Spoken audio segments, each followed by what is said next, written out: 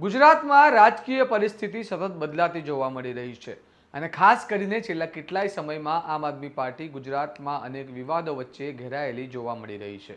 રાજુ કરપડા સહિત પાર્ટીના કેટલાક મહત્વના નેતાઓના રાજીનામા, આંતરિક મતભેદો અને ખેડૂતોના મુદ્દે ઊભા થયેલા વિવાદો વચ્ચે હવે સુરેન્દ્રનગર જિલ્લામાં બનેલી એક ઘટના ફરીવાર આમ આદમી પાર્ટીની સ્થિતિને લઈને ચર્ચા ઊભી કરી રહી છે। ચોટીલામાં યોજાયેલી પરિવર્તન લાવો કિસાન બચાવો સભાના કેટલાક વિડીયો સોશિયલ મીડિયા પર વાયરલ થતા હવે પાર્ટીની લોકપ્રિયતા અંગે સવાલ ઊભા થયા છે। આવો વિગતે વાત કરીએ સમગ્ર મામલા વિશે આ અહેવાલમાં। નમસ્કાર, હું ચિરાગ વર્ષાબેન, આપ જોઈ રહ્યા છો સ્વમાન।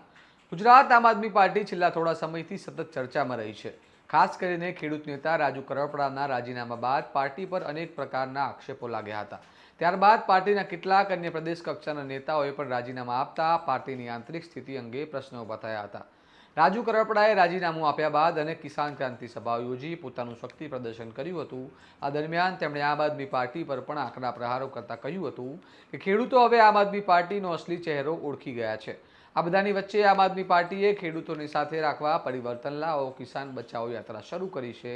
આ યાત્રા અંતર્ગત સુરેન્દ્રનગર જિલ્લાના ચોટીલામાં ગઈકાલે એક સભાનું આયોજન કરવામાં આવ્યું હતું, પરંતુ આ સભાના કેટલાક વિડીયો સોશિયલ મીડિયામાં વાયરલ થયા છે, જેમાં જોવા મળે છે કે મંચ પર નેતાઓ ભાષણ આપી રહ્યા છે, જ્યારે નીચે મોટી સંખ્યામાં ખુરશીઓ ખાલી જોવા મળે છે।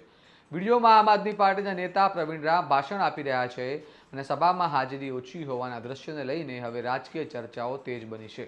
કેટલાક લોકો આ સભાને ફિયાસ્કો ગણાવી રહ્યા છે અને સુરેન્દ્રનગર વિસ્તારમાં ખેડૂતો વચ્ચે રાજુ કરપડાનો પ્રભાવ હજુ પણ મજબૂત હોવાની ચર્ચાઓ ચાલી રહી છે।